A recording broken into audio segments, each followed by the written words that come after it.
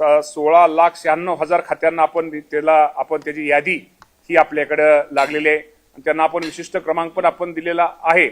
परंतु काही बाबतीमध्ये निश्चित प्रकारे आपल्याला माहिती आहे की जिल्हा मध्यवर्ती बँकेमध्ये अडचण वाटत नाहीये, परंतु राष्ट्रीयकृत बँकामध्ये शेतकऱ्यांच्या तक्रारी आहेत आणि तक्रारीमध्ये खरं तर ते शेतकरी ज्यावेळेस ही केवायसी करायला जातो आणि त्यावेळेस निश्चित प्रकारे त्याचं असणारं कर्ज, त्याची असणारी व्याज आणि रक्कम ह्यामध्ये तफावत दिसते.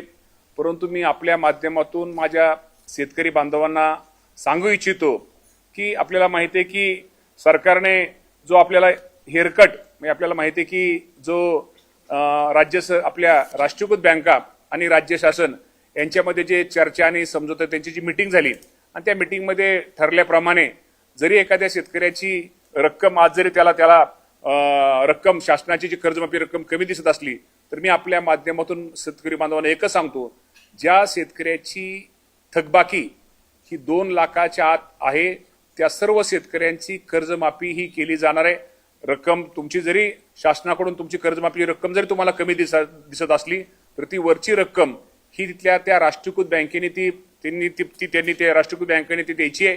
त्यामुळे यामध्ये कुठेही गफलत किंवा कुठेही गैरसमज करू नये. त्यामुळे रकमेच्या बाबतीमध्ये जे राज्य शासनाने आपल्याला जी रक्कम जाहीर केली ती संपूर्ण रक्कम थकबाकी रक्कम तुम्हाला सगळ्यांना तिथं थकबाकी रक्कम ही बँकेमध्ये राष्ट्रीयकृत बँका आणि शासनावरची रक्कम जी शासनाने दिली आणि वरची रक्कम ही राष्ट्रीयकृत बँक भरणार आहे. त्यामुळं ती बँक तुम्हाला नीलचा दाखला हे माझ्या शेतकरी बांधवांना मिळणार आहे आणि दुसऱ्या दिवशी नवीन पीक कर्ज सुद्धा त्याला वाटप करायला आम्ही त्याप्रमाणे सांगितलं जाणार आहे. परवा केंद्रीय कृषी मंत्री युवराज सिंग चौहान यांच्यासोबत तुमची एक बैठक झाली आणि कर्जमाफीच्या दुसऱ्या हप्त्यासाठी महाराष्ट्र राज्य अव्वल ठरलंय. कर्जमाफीच्या नाही ते आपले कृषी विभाग आर्किवायचे त्या बाबतीमध्ये महाराष्ट्र शासनाने चांगलं काम केल्याबद्दल कृषी मंत्र्यांनी देशाच्या कृषी मंत्र्यांनी महाराष्ट्राच्या आपल्या कृषी विभागाचं मंत्र्यासकट त्यांचं अभिनंदन केलेलं आहे. तुम्हीही करता त्यामुळे तुमचेही आभार. मामा गुलाबराव पाटील यांनी एक वक्तव्य असं केलं की शेतकऱ्यांना त्रास झाला तरी चालेल पण उद्योजकांना त्रास. त्याचा अर्थ आपण खरं तर वेगळा घेतला, असं त्यांचा अर्थ नव्हता. तो मेळावा उद्योजकाच्या तिथल्या ह्याचा होता. त्यांनी ते बारीक छोटासा कार्यक्रम घेतला होता. त्यामध्ये त्यांनी सांगितलं होतं त्याचा शेतकऱ्यांना असा अर्थ नव्हता की आम्ही सहन करतो. म्हणजे गुलाबराव पाटील स्वतः शेतकरी आम्ही सहन करतो, पण ते पलीकडे आपल्या काय उद्योगांना जर लाईट नाही दिली तर ते सहन करू शकणार असं त्यांच्या बोलण्याच्या अर्थाचा अनर्थ झाला. असं काही नव्हतं. गुलाबराव पाटील पण हाडाचे शेतकरी आहेत आणि त्यामुळे निश्चित प्रकारे शेतकऱ्यांविषयी त्यांची भावना ही खूप चांगली आहे. पण त्याचा अर्थ घेताना थोडा हे घेतला आणि बोलताना आपण ते गावातल्या बोली भाषेत ते बोलले की त्यांचा कार्यक्रम होता ते बोली भाषेत बोलले. याचा अर्थ तसा त्यांचा नव्हता. त्यांचं शेतकऱ्यांविषयी प्रेम आहेच. उलट शेतकऱ्यांना वीज मिळावी, कर्ज माफी मिळावी, शेतकऱ्यांच्या प्रश्नाविषयी आम्ही ज्यावेळेस कॅबिनेट मिटिंगमध्ये पाहतो तर शेतकऱ्यांविषयी त्यांना अत्यंत एक जिव्हाळा असतो आणि त्यांची मांडणी ही शेतकऱ्यांविषयीच असते.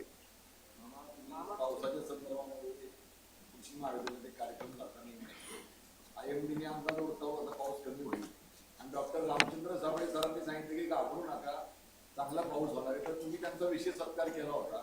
जो माणूस दरवर्षी चांगला अंदाज करतो तो बऱ्यापैकी खरा येतो. मी साबळे 100% साबळे सरांना मी आता पर्सनली थोडा अजून सगळं संपू दे, थोडा मराठवाड्यात अजून जरा पाऊस वगैरे थोडा सगळं होऊ द्या. मी स्वतः साबळे सरांच्या घरी जाऊन मी त्यांना ठीक आहे पुरस्कार हा तो भाग वेगळा आहे, मी स्वतः माझ्या हाताने त्यांना पेढा भरवणार आहे. नाही आता सगळ्याचेच ऐका ना.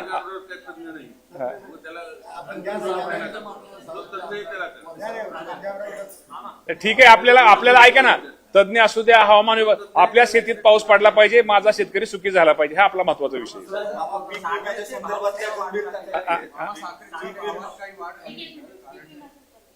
साखरेच्या भावात चांगली वाढ झालेली आहे, अभिनंदन. त्याचा फायदा निश्चित प्रकारे साखरेचा भाव वाढल्यानंतर त्याचा फायदा शेतकऱ्यांना होणार आहे आणि शेतकऱ्याला चांगल्या प्रकारचा ऊसाचा दर मिळणार आहे. अभिनंदन आहे केंद्र सरकारचे चांगले धोरण चाललेले.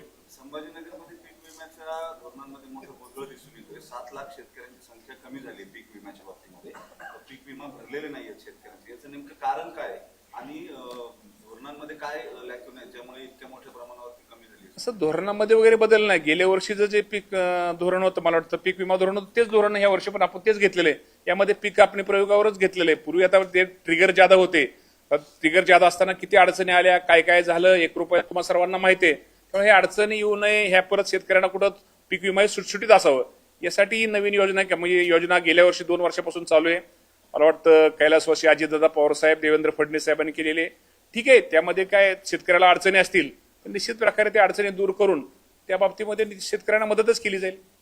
बोगस बियाण्याची यादी जाहीर झाली आहे. प्रोत्साहन अनुदानाच्या संदर्भातलं ती यादी कधी येणार आहे? कारण दुसरी यादी काहीतरी ऑगस्टमध्ये येणार असतं. नाही, दुसरी यादी म्हणण्यापेक्षा आता तुम्हाला माहिती आहे की आता ही दोन्ही मिळूनच यादी आपली 16,48,000 2025 अखेरचे थकबाकीदार आणि 2019ची ही 11,58,000 म्हणजे साधारणतः 32, मला वाटतं 31 लाख हेच पहिल्या यादीतले सत्क आहेत.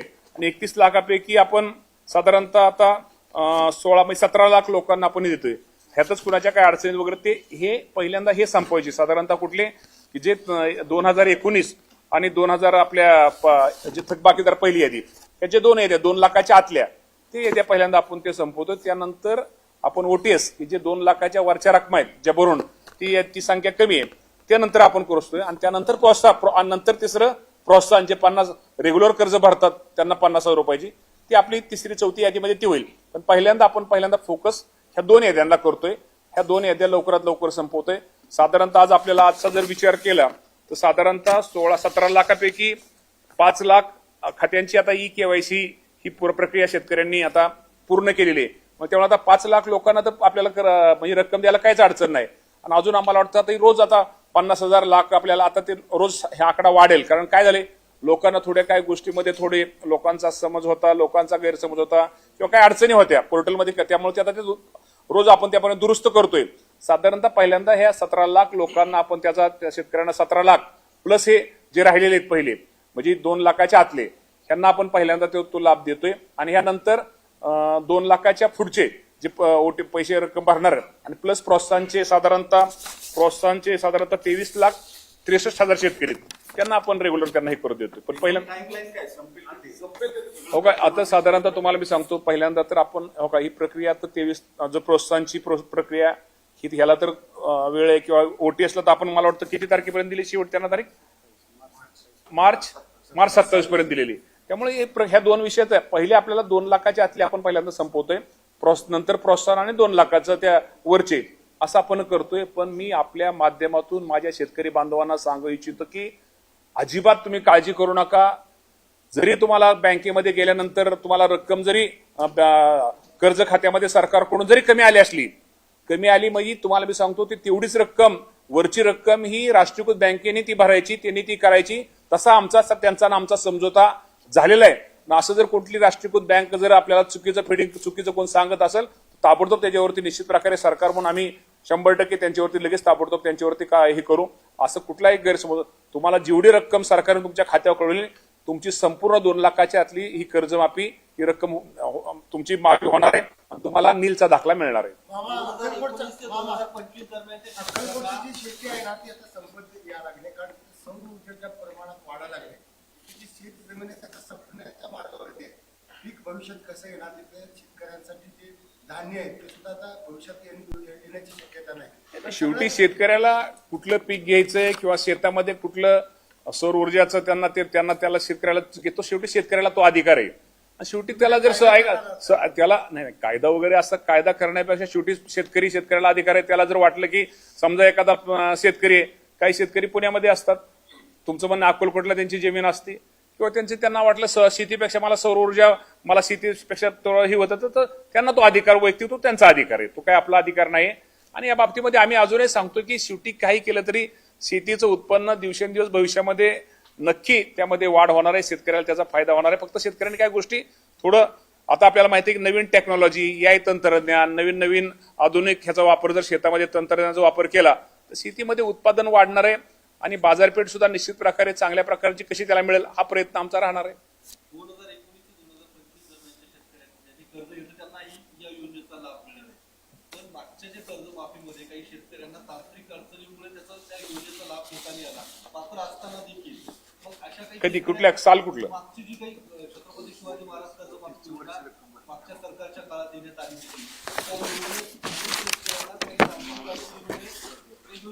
मी छत्रपती शिवाजी महाराजांच्या नावाची होती. मी तुम्हाला सांगतो ह्या वर्षी ऐका ना नाही आपण त्याच शेतकऱ्यांना नाही त्या शेतकऱ्यांच्या बाबतीमध्ये मी तुम्हाला सांगतो की ह्या वर्षी आपण 500 कोटीची तरतूद केलेली आहे. आपण साधारणतः ती रक्कम जास्त आहे, पण आपण निश्चित प्रकारे मी तुम्हाला सांगतो की त्या योजनेमध्ये जे कोण शेतकरी जे त्यात राहिलेले आहेत त्यांना निश्चित प्रकारे शासन जे शेतकरी त्यामध्ये पात्र आहेत त्यांना ही रक्कम नक्की त्यांची पण कर्जमाफी दिलेली आहे. ठीक आहे, आता आपण म्हणसाल त्यावेळेस 17 आज साल कुठलं, पण ठीक आहे, राहिलेलं आहे ते राहिलेलं हे मान्यच. आणि ह्या वर्षी त्या बजेटमध्ये आपल्या ह्याच्यामध्ये त्यासाठी आपण तरतूद पण केलेली आहे. 2017चे शेतकरी जे पात्र शेतकरी लाभापासून वंचित आहेत त्यांना पण निश्चित प्रकारे शासन त्यांचा पण विचार करणार आहे. मी ह्याचा त्याचा गपलत नाही, ते वेगळे हे वेगळे. 85 प्रकरणांवर म्हटलं तुम्ही कारवाई करा, त्याची यादी प्रसिद्ध का करत नाही? आहे ना, यादी केलेलं प्रसिद्ध बऱ्यापैकी यादी केलेत ना. नाही नाव मोठं तुम्हाला सांगतो, मोठं बुस्टर एक मिनिट कंपनी कुठे ते कृषी आयुक्तालयाकडून ती यादी दळवण्याचा प्रयत्न नाही कोणी दडवत नाही. हो का सगळे एक मिनिट आता एक तुमच्या ऐका ना, हो का मी सांगतो ना, तक्रार असल्या प्रमुख कंपन्या booster plant genetic private limited नाही ह्याच 90-95% ह्याच कंपन्या मोठ्या आहेत, बाकीच्या काय नाहीत. बघा booster, Ravi hybrid seeds and research, Oswal seeds, Yashoda व पार्स जेनेटिक आणि LLP ह्याच मोठ्या कंपन्या आहेत. मोठे आहेत बाबा, त्यांचंही द्या ना. ह्याच सगळ्या मोठ्या आहेत. 85 मध्ये जे राहिले नाही सगळे आहेत ना, सगळे ह्याच्यावरती 85 FIR दाखल केले म्हणजे ह्यात डबल टिबल ह्यांच्यावर सुद्धा असतील ना, FIR दाखल असतील. राजकीय प्रश्न पवारांनी मोदींची भेट घेतली आणि त्यानंतर आता काल सुनील तटकरेंनी पण मोदींची भेट घेतलेली आहे. काय भेटी दरम्यान काय नेमकी राजकीय बऱ्याचशा चर्चा सुरू आहेत गेल्या काही दिवसांपासून पवारांची. हो का पवार साहेब, मी पाठीमागे काल पण सांगितले की पवार साहेब हे देशाचे नेते आहेत.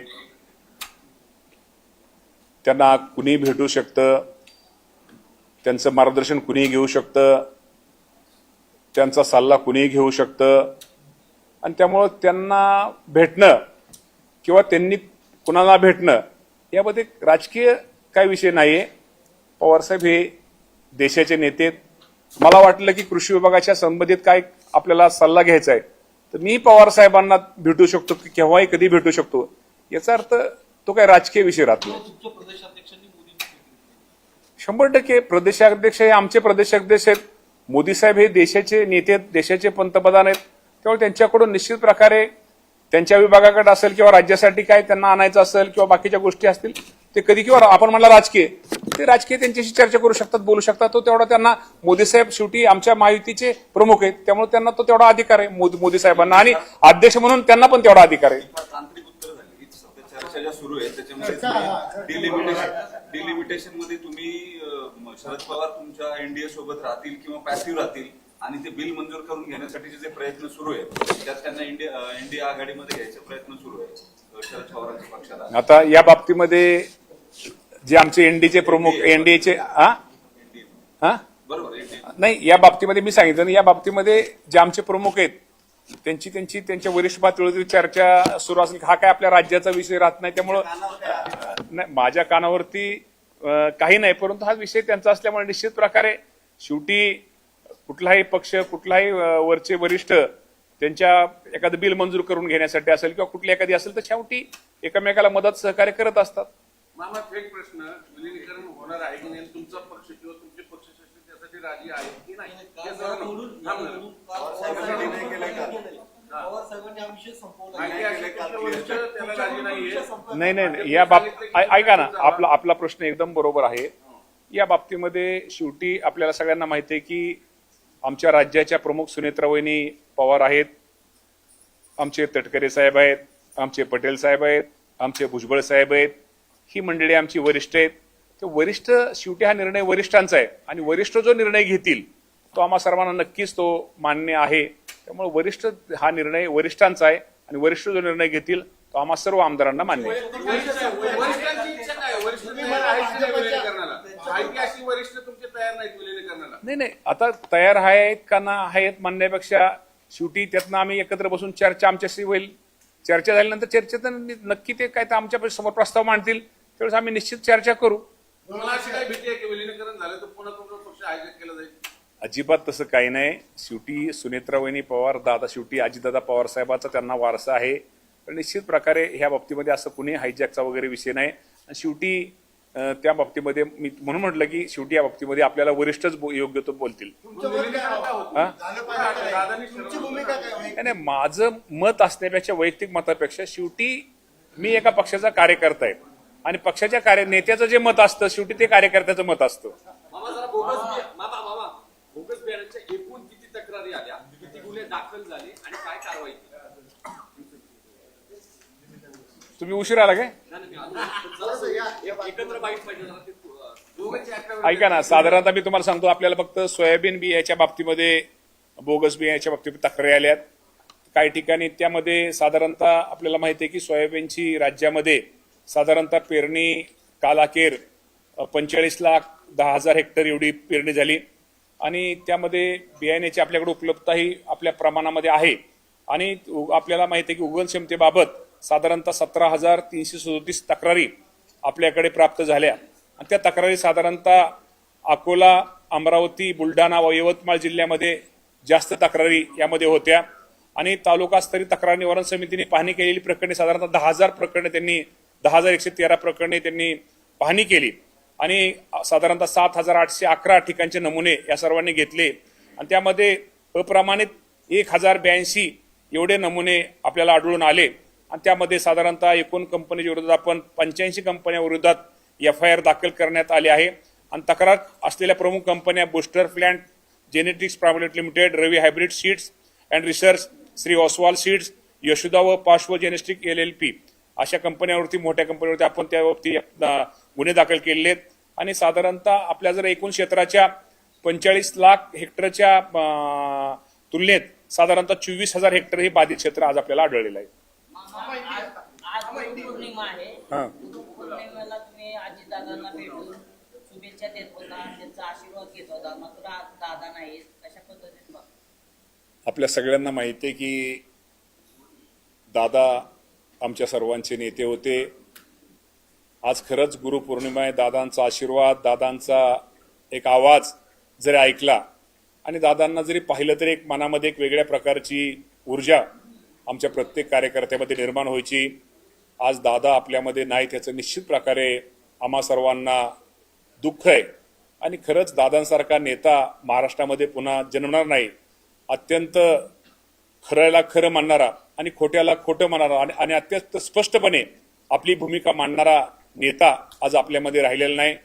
खरं तर माझ्यासारखे हजारो कार्यकर्ते ज्यांचा राजकीय वारसा नसताना सुद्धा दादांनी घडवले आणि दादांनी उभे केले आणि दादांनी आज माझ्यासारख्या कार्यकर्त्यांकडे अशा अनेक कार्यकर्त्यांना या राज्यामध्ये मोठ्या ठिकाणी काम करण्याची संधी दिली. निश्चित प्रकारे यावेळेस दादांची आठवण आजच्या गुरुपौर्णिमेच्या निमित्तानं आम्हा सर्वांना आहे. निश्चित प्रकारे दादांचा आशीर्वाद, जरी दादा नसले तर शेवटी दादांचा विचार, दादांचा आदर्श, दादांची शिकवण घेऊन आम्ही सगळेजण काम करतोय आणि दादांचा आशीर्वाद निश्चित प्रकारे आम्हा सर्वांना आहे. गुरुदक्षिणा करा.